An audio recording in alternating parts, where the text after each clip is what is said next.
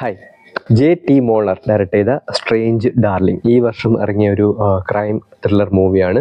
ഈ പടം ശരിക്കും ബേസ്ഡ് ഓൺ എ ട്രൂ സ്റ്റോറിയാണ്. 2018 മുതൽ 2020 വരെ അമേരിക്കയിലെ ചില സംസ്ഥാനങ്ങളിൽ നടന്ന ഒരു സീരിയൽ കില്ലിങ് അല്ലെങ്കിൽ സീരിയൽ കില്ലറെ ബേസ് ചെയ്തുകൊണ്ടാണ് ഈ സിനിമ ചെയ്തിരിക്കുന്നത്. ഈ സീരിയൽ കില്ലറിൻ്റെ ഏറ്റവും അവസാനത്തെ അറ്റംപ്റ്റാണ് ഈ സിനിമയിൽ കാണിക്കുന്നത്. ഇതോടുകൂടിയിട്ട് ഇയാൾ പോലീസ് പിടിക്കും.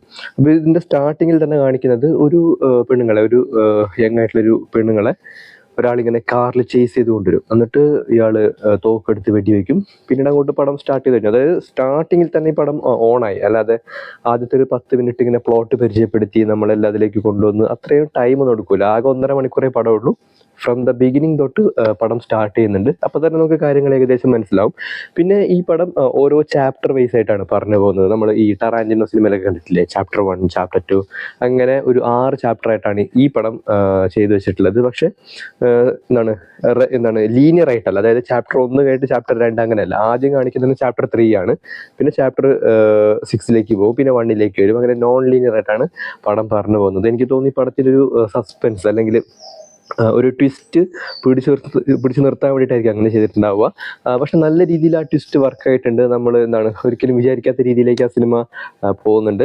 വളരെ മിനിമൽ ആയിട്ടുള്ള ക്യാരക്ടേഴ്സ് മാത്രമേ സിനിമയിലുള്ളൂ. ഒരുപാട് ആൾക്കാരൊന്നുമില്ല. വളരെ കുറച്ച് ആൾക്കാർ, കില്ലർ, പിന്നെ വിക്ടിം, പിന്നെ കുറച്ച് വയസ്സായിട്ടുള്ള ആൾക്കാർ, പിന്നെ സിനിമയുടെ അവസാനം 2 പോലീസുകാർ വരുന്നുണ്ട്. അത് വളരെ സറ്റേറിക്കലായിട്ട് ചെയ്ത് വെച്ചിട്ടുള്ള 2 പോലീസ് കഥാപാത്രങ്ങളാണ്. ഒരു മെയിൽ പോലീസും പിന്നെ ഒരു ഫീമെയിൽ പോലീസും. എനിക്ക് തോന്നുന്നു ഈ വുമൺ എംപവർമെന്റിനൊക്കെ ഒന്ന് കളിയാക്കാൻ വേണ്ടിയിട്ട് സറ്റേറിക്കലായിട്ട് കാണിക്കാൻ വേണ്ടി ചെയ്തു വെച്ചിട്ടുള്ള 2 കഥാപാത്രങ്ങളെ പോലെ എനിക്ക് പേഴ്സണലി തോന്നി.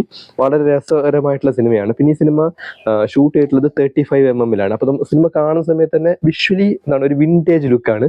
നല്ല രസമാണ്. അതായത് നമ്മളിപ്പോൾ കുറേ നാളായിട്ട് ഈ ത്രില്ലർ മൂവീസിലെല്ലാം കണ്ടുവരുന്ന ഒരു ഫ്രെയിം റേറ്റും അതിൻ്റെ ഒരു വിഷ്വൽ ലാംഗ്വേജ് ഉണ്ടല്ലോ, അതിൽ നല്ല ഡിഫറൻ്റ് ആയിട്ട് കുറച്ച് ഫ്രഷ് ആയിട്ടുള്ള ഒരു ലുക്കാണ്. പക്ഷെ ഒരു വിൻറ്റേജ് ലുക്കാണ്. നല്ല രസമാണ് കണ്ടിരിക്കാനായിട്ട്. 35mm പടം ചെയ്തിട്ടുള്ളത്. പിന്നെ ഇതിൻ്റെ കളർ ഗ്രേഡിങ്, അതുപോലെ തന്നെ മ്യൂസിക് ഒരു വലിയ ഫാക്ടറാണ്. കാരണം നമ്മളെ ഈ ത്രില്ലറിലേക്കൊന്ന് കൊണ്ടുവരുന്നതിൽ, അതായത് ത്രില്ലിംഗ് മൂഡിലേക്ക് കൊണ്ടുവരുന്നതിൽ മ്യൂസിക് ഒരു വലിയ ഫാക്ടർ തന്നെയാണ്. അതും നന്നായിരുന്നു.